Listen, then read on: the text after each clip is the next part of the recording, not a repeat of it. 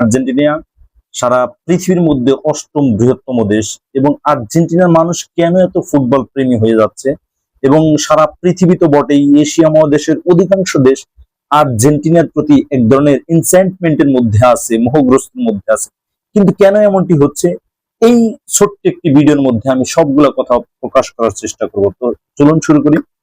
Argentina মূলত একটি খ্রিস্টান ধর্মাধ্যুষিত দেশ, যার প্রায় 78% মানুষই খ্রিস্টান ধর্মাবলম্বী এবং 20% মানুষ কোন ধর্মেই বিশ্বাস করে না। এবং আর্জেন্টিনার মধ্যে ফুটবল যতটা জনপ্রিয়, তার চেয়ে তো বেশি জনপ্রিয় হলো বিভিন্ন ধরনের সংস্কৃতি। আর্জেন্টিনা একটা বিচিত্র ধরনের দেশ, যে দেশটি আমেরিকার মধ্যে প্রায় দ্বিতীয় অবস্থানে আছে বৃহত্তম দিক থেকে, এবং এটার যে রাজধানী বুয়েন্স আইরেস, এই রাজধানীতে সবচেয়ে বেশি যে ভাষা প্রচলন হয় সেটা হলো স্প্যানিশ। কিন্তু সারা দেশের ভিতরে কোনো সরকারি ভাষা নেই, অর্থাৎ আপনি খুব ইজিলি চলতে পারবেন। এবং আর্জেন্টিনার মধ্যে যে যৌন ব্যবসা, সেই যৌন ব্যবসাটাও মোটামুটি রমরমা অবস্থায় আছে। যদিও কিছু কিছু প্রদেশে যৌন কার্যক্রম করা, অর্থাৎ প্রতিজ্ঞাবৃত্তি, প্রস্টিটিউশন করা অনেকটা বিধিনিষেধের মধ্যে চলছে, কিন্তু এটাকে ওপেন সেক্স কান্ট্রি হিসেবে ডিক্লেয়ার করা যেতে পারে। তবে আর্জেন্টিনার মধ্যে এই খেলাটা, ফুটবল খেলাটা এতটা জনপ্রিয় কত সাল থেকে হলো, এটার ইতিহাস অনেকটা বিদঘুটে। আপনারা যদি সেই 1978 সালের দিকে তাকান, তাহলে দেখবেন যে আর্জেন্টিনা প্রথম বিশ্বকাপ জেতে 1978 সালে, এরপর 1986 সালে, এরপরে দীর্ঘ 36 বছর পরে 2022 সালে আর্জেন্টিনা আপনার বিশ্বকাপ জিতে নেয়। অর্থাৎ এই প্রজন্মের যে ছেলে মেয়েরা আছে, এই প্রজন্মের ছেলে মেয়েরা বিশ্বকাপ জেতা দেখেছে 2022 সালে আর্জেন্টিনাকে, যার কারণে আর্জেন্টিনার প্রতি এক ধরনের মোহগ্রস্ত এসেছে। অর্থাৎ আর্জেন্টিনার যে তরুণ প্রজন্মের মানুষগুলো, এটা আর্জেন্টিনার অনেক বেশি পপুলার। কিন্তু আপনি যদি অন্য দিকটা দেখেন, তাহলে ব্রাজিলের সমর্থক কিন্তু আর্জেন্টিনার চাইতে অন্তত অন্তত শতগুণ বেশি। কি কারণে এই কথাগুলো বলছি, সেই 1958 সালে প্রথম বিশ্বকাপ জিতে নেয় ব্রাজিল, তারপর 1962 সালে পরপর দুইবার, এরপর 1970 সাল, এরপর 1994 সাল, এরপরে 2002 সাল। এই যে ব্রাজিলের ইতিহাস এবং আর্জেন্টিনার ফুটবল বিশ্বকাপ নেয়ার ইতিহাস, এই ইতিহাস থেকে সারা পৃথিবী দুইভাবে বিভক্ত হয়ে গেছে। কিন্তু সবচেয়ে দুঃখজনক বিষয় হলো, আর্জেন্টিনা এবং ব্রাজিলের প্রতি মানুষের যে ফ্যানাটিসিজম কাজ করে, মানুষের যে আবেগ, ভালোবাসা এবং মোহগ্রস্ততা কাজ করে, এটা সারা পৃথিবীর মানুষকে এক ধরনের উলঙ্গপনা বা আপনার এক ধরনের অপসংস্কৃতির দিকে নিয়ে যাচ্ছে। বিশেষ করে মধ্যপ্রাচ্যের যে দেশগুলো এবং এশিয়া মহাদেশের যে দেশগুলো আপনার ধর্মভিত্তিক যে দেশগুলো, সেই দেশগুলোর মধ্যে এই ফুটবলের নাম করে বিভিন্ন ধরনের অপসংস্কৃতি হয়। যেমন জার্সি বানানো, লেট নাইট জেগে খেলা দেখা, বা কোনো একটা খেলার জন্য কোনো নামাজ মিস করা, কোনো হাদিস মিস করা, বা কোনো একটা আপনার ভালো কাজ, সেই কাজগুলোকে কিন্তু অমিট হয়ে যায় এই সমস্ত খেলাগুলোর কারণে। একটা খেলার সাথে হাজার হাজার কোটি কোটি টুল জড়িত থাকে। দেখেন, আমার আপনার ছেলে যেভাবে মানুষ হচ্ছে, যেভাবে বড় হচ্ছে, সেখানে যদি আপনি এই অপসংস্কৃতিটা বারংবার সুন্দরভাবে ঢুকিয়ে দেন, বা তাদের সামনে সবসময় খেলার মধ্যে নিয়ে আসেন, খেলার মধ্যে জড়িত রাখেন, তাহলে দেখবেন ওই কাজগুলো তাদের মধ্যে রপ্ত হবে। আপনি স্টেডিয়ামের দিকে লক্ষ্য করেন, স্টেডিয়ামের মধ্যে যে শার্ট, যে প্যান্ট ছেলে মেয়েরা পড়ে যায়, সেটা কি সকল শ্রেণীর মানুষের মধ্যে কতটা আপনার এক ধরনের ইম্পালসিভ, অর্থাৎ আবেগপ্রবণ একটা বিষয় ওখানে তাড়িত করে। তার চেয়ে বড় বিষয় তারি করে যে উলঙ্গপনার যে কালচার, অর্থাৎ তারা ওইভাবে ড্রেস আপ করা শুরু করে।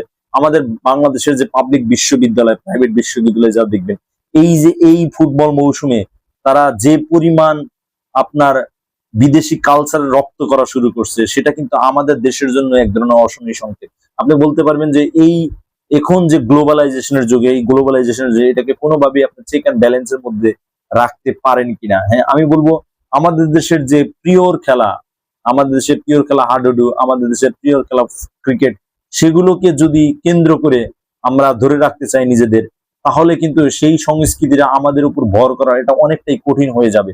তার চেয়ে বড় কথা হলো, দেখেন এশিয়া মহাদেশে তো মুসলিম দেশগুলো আছে, সারা বিশ্বে অনেক মুসলিম দেশ। এবার ফুটবল বিশ্বকাপে আপনারা সকলেই জানেন যে প্রায় 104টি ম্যাচ অনুষ্ঠিত হবে, তার মধ্যে 78টি ম্যাচ হবে আমেরিকাতে, এবং 13টি করে ম্যাচ হবে কানাডা এবং মেক্সিকোতে। এখানে প্রায় 48টি দল খেলবে, 32টা তো দল মোটামুটি চূড়ান্ত নকআউট পর্ব থেকে খেলবে।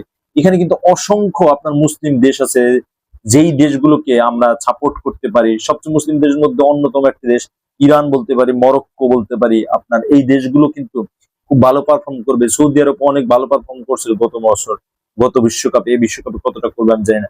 তো এদের সংস্কৃতি যদি আমাদের ছেলে মেয়েদের মধ্যে ঢেলে দেওয়ার চেষ্টা করি, তারা কিন্তু এই খেলাধুলার পাশাপাশি তারা দেশ সম্পর্কে জানবে, তাদের কৃষ্টি কালচার সম্পর্কে জানবে, ন্যূনতম আমাদের যে ন্যূনতম আপনার ধর্মের সাথে যে যোগ সাজস বা অনুযোগ থাকে সেগুলো কিন্তু তারা অ্যাডপ্ট করার চেষ্টা করবে। সুতরাং এটা খুব বলাই বাহুল্য যে আমরা আর্জেন্টিনা ব্রাজিলের খেলার প্রতি যে পরিমাণ মোহগ্রস্ত হয়েছি, তার চেয়েও বেশি মোহগ্রস্ত যদি আমরা ধর্মীয় দিক থেকে হতে চাই। কারণ আমাদের জীবনের যে মেইন গোল সেটা হলো কিন্তু যে আপনি হাউ টু রিচ জান্নাত, আপনি কিভাবে জান্নাতে পৌঁছাতে পারেন। এবং জীবনের যদি অবজেক্টিভ সেট করতে বলেন, তাহলে বলতে হবে সেই গোলে যাওয়ার জন্য আপনি কি কি ছোট ছোট কৌশল, ট্যাকটিক্স এবং স্ট্র্যাটেজি মেনটেন করতে পারছেন। আপনি খেলা দেখাকে কেন্দ্র করে দেখবেন আপনার নামাজ হচ্ছে না, 5 ওয়াক্ত নামাজ ঠিকঠাক হচ্ছে না। আপনার যে ধর্মীয় ব্যালেন্স ছিল, আপনার যে ইবাদত বন্দিগির একটা ব্যালেন্স ছিল, সেই ব্যালেন্সটা কিন্তু আপনি হারিয়ে ফেলতেছেন। সুতরাং এই অপসংস্কৃতির থেকে যদি আমাদের বের করতে চাই, তাহলে ফুটবল উন্মাদনায় না ভুগে আমাদের ভুগতে হবে পড়াশোনার যে টাইম লাইন আছে, পড়াশোনার যে গাইডলাইন আছে, সেই গাইডলাইন গুলো ফলো করা। আমি দেখেছি এই বিশ্বকাপ আসলে ছেলে মেয়েরা লেখাপড়াকে একবার বাদ দিয়ে সারাক্ষণ টিভির সামনে বসে থাকে, অমুক খেলা তমুক খেলা। আপনার এখান থেকে কি লাভ হচ্ছে? আপনার যে লাভটা হচ্ছে সেটা হলো আপনি গ্লোবালাইজেশনের দুনিয়ায়, ওপেন সেক্স দুনিয়ায় আপনি ছেলে বা আপনার মেয়েকে আরো ডুবে যাচ্ছে। এটা দেখেন বড় বড় সেলিব্রিটি, বড় বড় নায়িকা বা মডেলরা দেখবেন যে এই সমস্ত ড্রেস আপ করে বাইরে চলাফেরা করতেছে, রাস্তায় বেগানাভাবে চলতেছে। সেটা কিন্তু আমাদের জন্য শোভনীয় কোনোভাবেই নয়। আমরা এমনি আমাদের ছেলে মেয়েদের এই যুগে মানুষ করা খুবই কঠিন, কারণ এই দুনিয়াটা একেবারে গ্লোবালাইজেশনের মধ্যে যাচ্ছে। সারা বিশ্বের কোন প্রান্তে কি ঘটনা অজাচার অ্যাক্টিভিটি, কি ধরনের ব্যভিচার অ্যাক্টিভিটি, কি ধরনের অপসংস্কৃতি চলতেছে, সেই জিনিসগুলো আমাদের মধ্যে অটোভাবে ঢুকে যাচ্ছে। সুতরাং আসুন আমরা এই অপসংস্কৃতির ফাঁদে পড়ে, ফুটবল বিশ্বকাপের ফাঁদে পড়ে আমাদের যে স্বকীয়তা, আমাদের যে ইন্ডিভিজুয়ালিটির যে আপনার পলিটিক্স বলেন, অর্থনীতি বলেন, সমাজনীতি বলেন, সেগুলো যেন না হারায়। এটা যদি হারায় তাহলে আমাদের যে চেইন অফ কমান্ড, আমাদের যে ইসলাম বা বিভিন্ন ধর্মের যে চেইন অফ কমান্ড, সেই কমান্ড গুলো ভেঙে দেখবেন যে আমরা এই অপসংস্কৃতির মধ্যে ডুবে যাবে। সুতরাং আসুন আমরা ফুটবল বিশ্বকাপ উপলক্ষে আমরা যেন এই মিনিয়ার মধ্যে না গিয়ে আমরা চেক অ্যান্ড ব্যালেন্সের মধ্যে যেভাবে থাকি সেটা যেতে পারি। আপনি জাস্ট খবর টবর রাখতে পারেন বা কিছুটা সময় খেলা দেখতে পারেন। এটা অনেকেই বলবে, অনেক সুশীলরা বলবে যে এটা তো চিত্ত বিনোদনের খোরাক। চিত্ত বিনোদনের অনেকগুলো মাধ্যম আছে। নামাজ একটা চিত্ত বিনোদনের মাধ্যম হতে পারে যদি আপনি সুন্দরভাবে অ্যাপ্রোপ্রিয়েটলি যদি সেটা পড়তে পারেন, অ্যাডপ্ট করে নিতে পারেন। সুতরাং এটা যে ফুটবল বিশ্বকাপ আপনাকে সবসময় খেলা দেখতেই হবে, সবগুলো খেলাকে আপনি দেখতে হবে, বিষয়টা কিন্তু এইরকম না। এটাকে যদি ব্যারিয়ারকে ভাঙতে পারেন, তাহলেই আমাদের যে সমাজ ব্যবস্থার কথা বলি, সংস্কারের কথা বলি, সেই জিনিসগুলো কিন্তু আমরা 100% ওয়ার্কেবল করতে পারি। যদি করতে পারি, সেটা আমাদের দেশ এবং সমাজের জন্য খুবই ভালো হবে।